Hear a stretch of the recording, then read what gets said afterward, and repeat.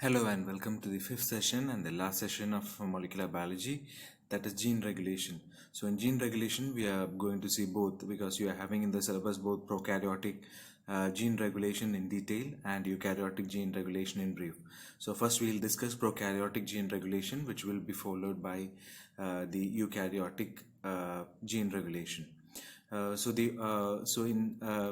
prokaryotic gene regulation, the key points that we are going to discuss is the important terminologies that usually come across an operon or gene regulation in prokaryotes, which is followed by the lac operon and the features and the controlling points of lac operon, followed by the tryptophan operon.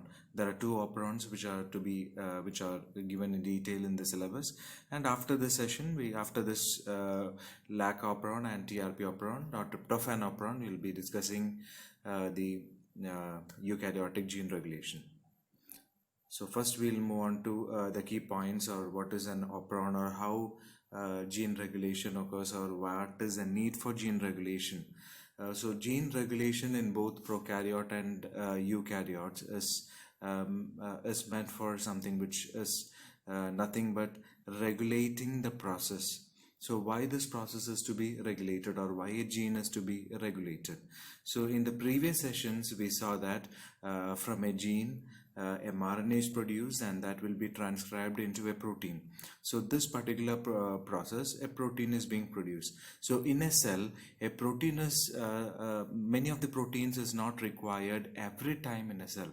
There are some proteins which are required every time in a cell, and such genes, they do not have any regulation, or they will have a limited regulation. They will be expressed every time in the cells. That means their mRNA will be seen every time in the cell. So there are a category of proteins, or a category of genes in both prokaryotes as well as eukaryotes, which are usually said to be produced constitutively.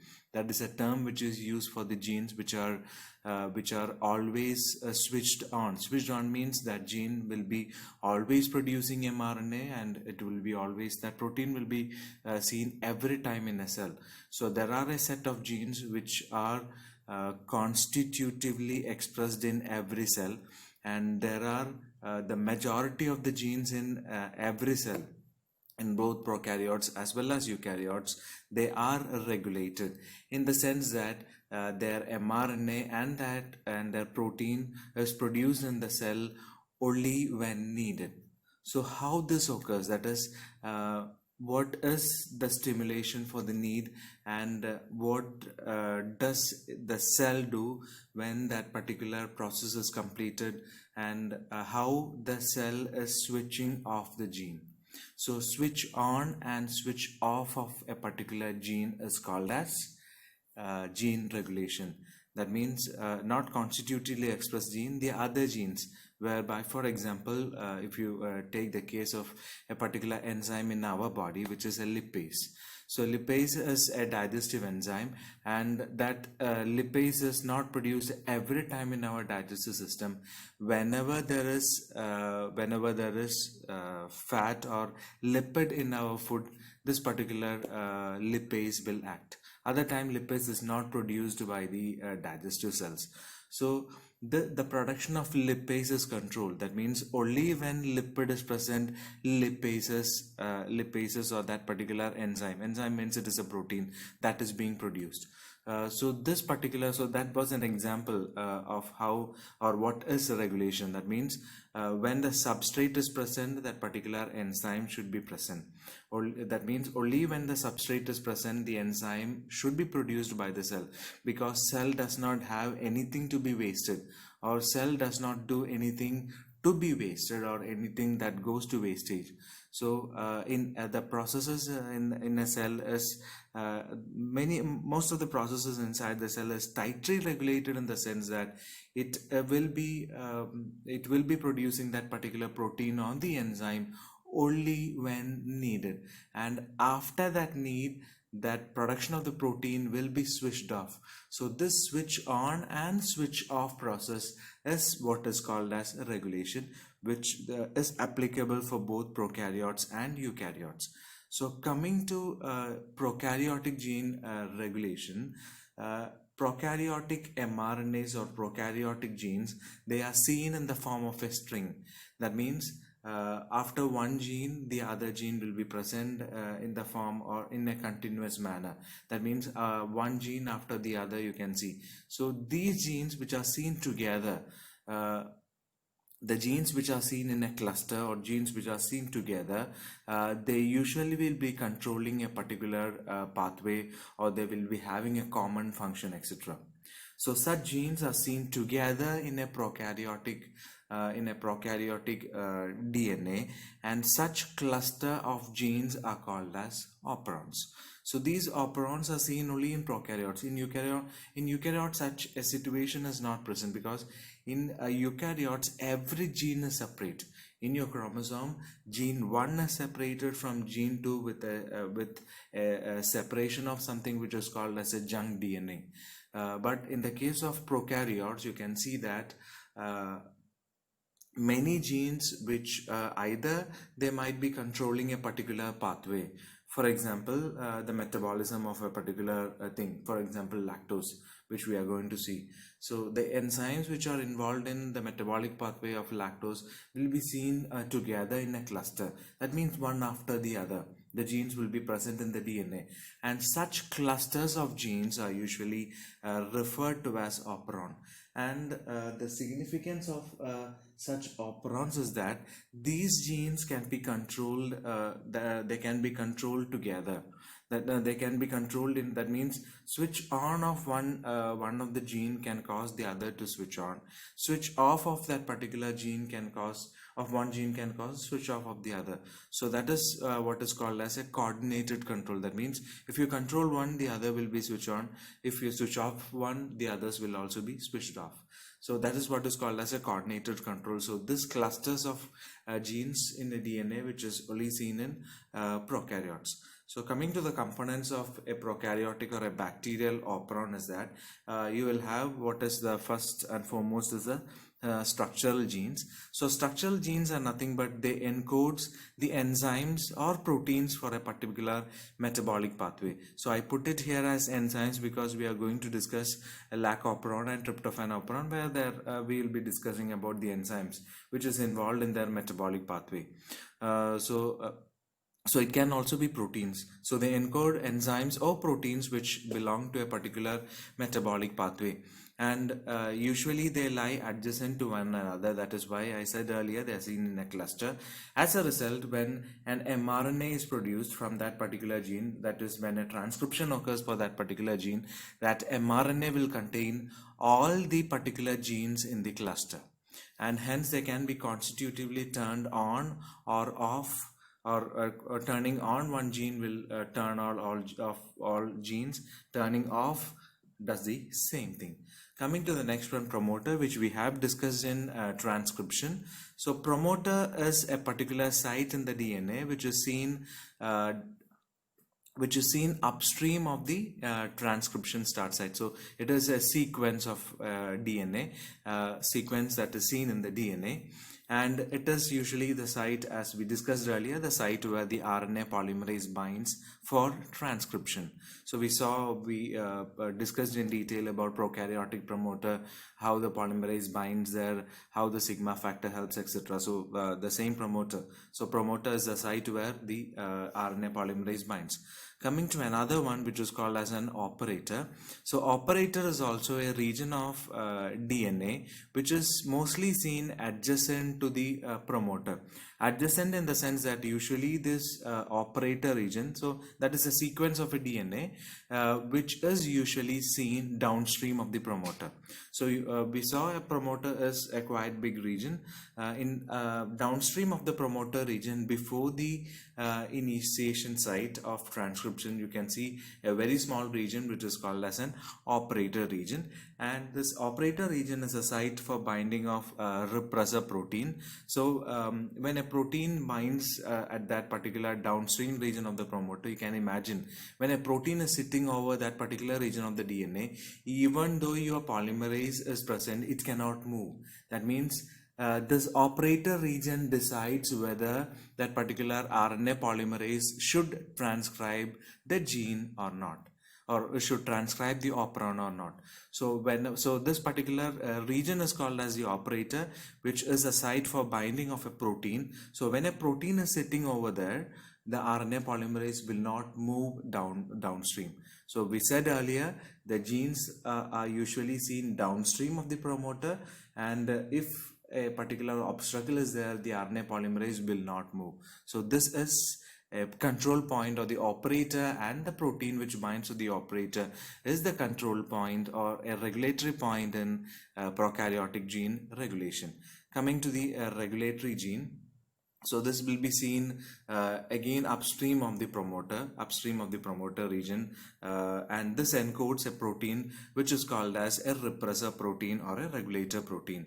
So this repressor or the regulator protein is the one which is going and binding to the operator and controlling whether RNA polymerase should move and transcribe the gene or not.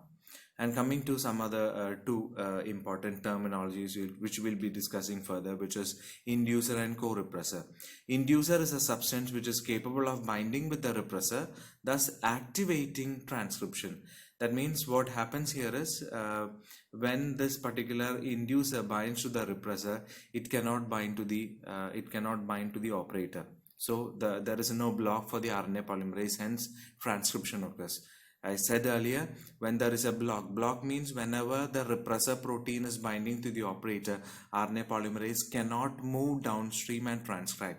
So this particular inducer is a substance which is binding to the repressor. When an inducer binds to the repressor protein, it cannot go and bind to the operator, and hence transcription occurs. That is why it is called as thus activating transcription. That is why it is called as an inducer, because it is inducing transcription. Next one is co-repressor. So from the term itself, it is something which represses transcription.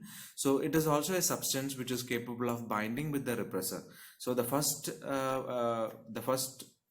substance was, it is binding with the repressor and it is inducing transcription. The second one is it binds with the repressor protein and inhibits transcription. So we'll see the both the examples, which one is lac-operon and the other one is the tryptophan operon. So this is about the terminologies that we are coming across the bacterial operon. So directly we'll move on to the lac-operon or lactose operon. So this gene, as we said earlier, it will be having all the components, the structural genes, the operator, the promoter, the repressor, the inducers, etc. So we'll see how this works. So you can see the animation which is working in the bottom of this particular slide. So this particular operon consists of 3 structural genes, and these because it is lactose operon, and this is a particular operon this is a particular operon where you are having the genes which is going to metabolize lactose. As you all know, lactose is a disaccharide. Metabolizing lactose means it consists of 2 sugar, which is monosaccharides. That's why it is called as a disaccharide, consists of glucose and galactose. So what these enzymes does is, one of the enzyme, or in metabolism of this particular lactose, it will break this disaccharide into monosaccharide as glucose and galactose. So this is what is called as a metabolism of metabolic pathway of lactose, and the enzymes which you see, the 3 enzymes which you see, will be helping in this particular process of metabolism. So coming to the structural genes, there are 3 structural genes which are designated as LAC-Z, LAC-Y and LAC-A in the order. So if you are counting downstream, and if you see the diagram, you can see from promoter downstream, first is LAC-Z, followed by LAC-Y and LAC-A. So LAC-Z is nothing but beta galactosidase. It is the one which is going to break the disaccharides into monosaccharide. The next one is LAC-Y. The enzyme is galactoside permease. So from the name itself, permease, which makes the membrane of the bacteria permeable. So that means it is controlling, or it is opening up channels which will make more and more lactose to enter into the whenever this particular operon is on, it will induce or it will cause the lactose channels on the membrane of the on the cytoplasmic membrane of the bacteria or the plasma membrane of the bacteria to open, and more lactose to enter. And the next one is the gene is LAC-A, which is thiogalactoside transacetylase, and till now the function of this enzyme in the metabolic pathway is unclear. So these are the three enzymes which are coming under the LAC operon, the three structural genes. So now we are going to see what will happen in the presence of lactose and what will happen in the absence of lactose. So this is how we are going to see the particular regulation. So two things you will see: how this particular operon is switching on. The switching on means nothing but the mRNA is being transcribed or the genes are being transcribed, and switching off means the process will be inhibited. LAC operon, as I said earlier, it is concerned with lactose metabolism. That means in bacteria obtain these nutrients from its surrounding medium. So whenever lactose is present in the medium, this particular operon should be switched on, and when lactose is absent, this should be switched off. So we'll see the two situations. So first situation, we'll take it as what is happening for the operon when lactose is absent. So that is what is seen in the diagram or the particular image which is seen towards the left side of this particular slide. So when lactose is absent, the regulatory gene is a constitutive gene which produces the protein always, which is a repressor protein. So regulatory gene is producing the repressor protein, and because there is no lactose, it goes and binds to the operator and inhibits transcription of the structural genes. So as I said earlier, whenever repressor protein is present in the operator, the RNA polymerase cannot move downstream. As a result, there is no transcription. Coming to the second situation, when lactose is present. When lactose is present in the cell, what lactose does is, we said earlier, the term which is called as an inducer. Lactose is an example of an inducer. So what lactose does here is, lactose binds to the repressor. That means when the repressor proteins are being produced, or repressor proteins which are present inside the bacterial cell, when lactose enter into the cell, lactose moves and binds to these repressor protein. And when this lactose binds to the repressor protein, the repressor protein structural deformity occurs. And scientifically, the structural deformity is called as a conformational change in the protein. So when the protein structure changes, it cannot bind to the operator region. So when lactose binds to the repressor, it cannot bind to the so that is what is shown here. So the first case is shown here. That means lactose is absent, and hence you can see the repressor binds to the operator and there is no transcription. So this is your RNA polymerase here. It cannot bind to the promoter region and induce transcription. But in the second set, you can see here, this particular thing is nothing but the repressor protein lactose complex. In such a thing cannot bind here. As a result, you can see more and more mRNAs are being transcribed. That means RNA polymerase binds here, it transcribes the particular gene, particular genes or the particular operons, and their mRNAs, the three genes mRNAs are being produced. They'll be translated into the protein. The enzymes will be produced. The three enzymes does their function inside the bacterial cell. So here, this particular operon is also called as an inducible operon because the repressor is able to bind to the operator only when the inducer is absent, or when lactose is absent. Only when lactose is absent, the repressor protein goes and bind to the operator gene and represses transcription. When the inducer is present, when lactose is present, or when lactose is present, it is inducing the process of transcription of the lactose metabolizing gene, and hence this particular operon is also called as an inducible operon. So you might be thinking what will happen when this mRNAs are produced and mRNAs are being produced and they are translated into the protein or the enzymes. So when more and more enzymes are being produced, the lactose will be getting degraded. They will be producing, or they will be converting the lactose into its monosaccharide. So when every lactose is being degraded, it moves to the next thing, because when all lactose are degraded, we are moving to the next situation, which is switch off. That is, lactose is absent, repressor does not have the inducer in it, it's free to bind to the operator, it's switch off the gene. So that's what is happening in this particular cycle of events.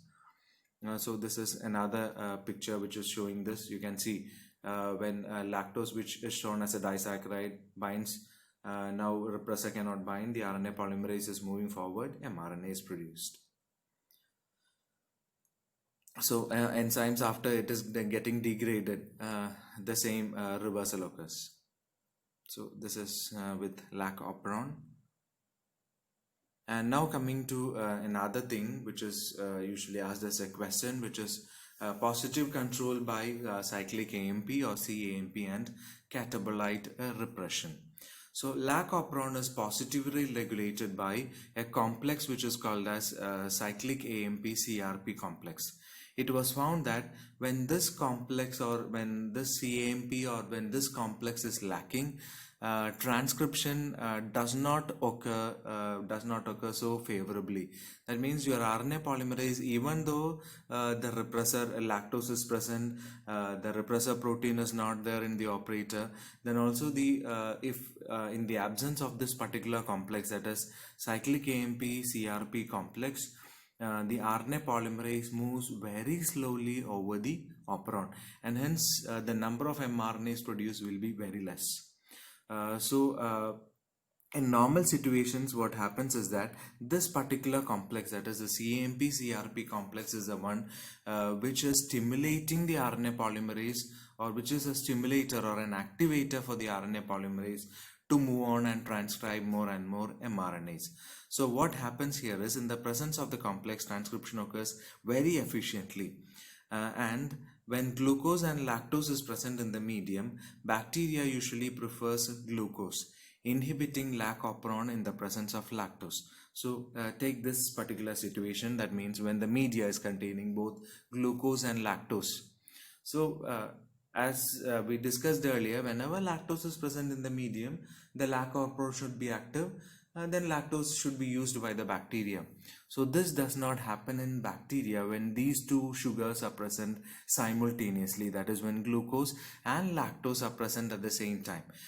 Our previous discussion was concerned mainly when lactose only is present. So now is the situation when two sugars are present, glucose, a simple sugar monosaccharide glucose, and lactose.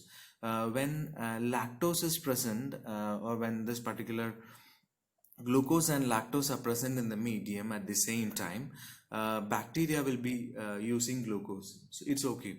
Another thing occurs simultaneously with that is the lac operon will be inhibited. So how lac operon is inhibited in the presence of lactose? So this is what is called as a glucose effect. So glucose effect is nothing but whenever glucose is present inside the bacterial cell, when together with the lactose, what glucose does is glucose lowers the amount of CAMP. So how glucose is lowering the amount of CAMP is still unknown, but it was found that when glucose is given to the cell or bacterial cell in addition with the lactose, it was found that the concentration of CAMP inside the bacterial cell reduces drastically. And as we said earlier, because it is a positive stimulator for our RNA polymerase for the lac operon to produce the mRNA, what happens is that when CAMP concentration decreases, gradually CAMP CRP complex does not form. And when that is not present, as we said earlier, the transcription of lac operon does not occur that efficiently. So this is the relation between glucose and CAMP. That means whenever glucose is present, the level of CAMP is decreased, and it is because of this low level of CAMP, our transcription of lac operon is inactivated. Because when lactose is present, your repressor does not bind, because they form a complex there and repressor does not bind. So there was a question how this lactose lac operon is being inhibited even in the presence of lactose. The reason was this: for lac operon, a positive inducer or a positive stimulator or an activator was required, which is our CAMP CRP complex. And when glucose is present, this level of CAMP gradually decreases. The complex is not being formed. That is why lac operon stands inhibited even in the presence of lactose when glucose is present. So this CAMP CRP CRP is its receptor, that is CAMP receptor protein is CRP. CAMP receptor protein, that is what is CRP. This complex binds to the operon and bends the DNA, and it becomes more accessible to the polymerase. That is what is done by this complex. That means it will slightly bend the DNA, because it might be in the coil form, so it will bend the DNA and it makes the RNA polymerase more accessible. As a result, transcription occurs more efficiently in the presence of this complex. In the absence of this complex, transcription occurs at a very low rate. And now coming to the next point, which is usually asked as a question: catabolite repression. So coming to the term catabolite. So catabolite is nothing but a substance which is formed or formed after the metabolism of a particular substrate. So in lac operon, as we said earlier, the substrate is our lactose, and its catabolite is, because it is a disaccharide, as we said earlier, when it is metabolized, it produces two sugars, glucose as well as galactose.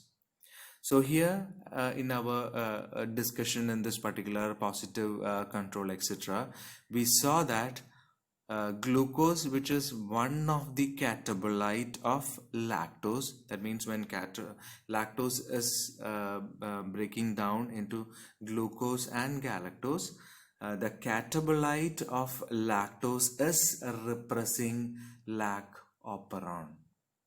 Is that clear? So a catabolite of a particular substrate, that means the catabolite of lactose, which is glucose, is inhibiting lac operon by decreasing the amount of CAMP.